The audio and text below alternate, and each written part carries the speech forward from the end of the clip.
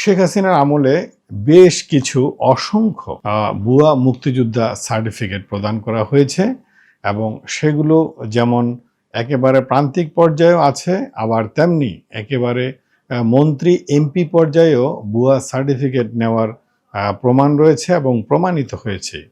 এই ভুয়া মুক্তিযোদ্ধারাই শেখ হাসিনার পতনের একমাত্র চাবিকাঠি। চলুন তাহলে বিস্তারিত জানা যাক এই ভুয়া মুক্তিযোদ্ধারা কিভাবে শেখ হাসিনার পতনের মূল কারণ এবং যেখান থেকে এই শেখ হাসিনার পতনের যাত্রা শুরু হয়েছিল। আপনাদের মনে থাকার কথা, ঢাকা বিশ্ববিদ্যালয়ে 2018 সালে কিছু ছাত্র আন্দোলন শুরু করে কোটা বিরোধী। তাদের মূল দাবিটা ছিল যে বাংলাদেশের যে বিদ্যমান কোটা ব্যবস্থা রয়েছে নানান সরকারি চাকরিতে, সেটা প্রায় 53%। তো স্টুডেন্টরা দাবি করছিল যে এই কোটার কারণে অনেক মেধাবী স্টুডেন্টরা চাকরি হারাচ্ছে, চাকরি পাচ্ছে না।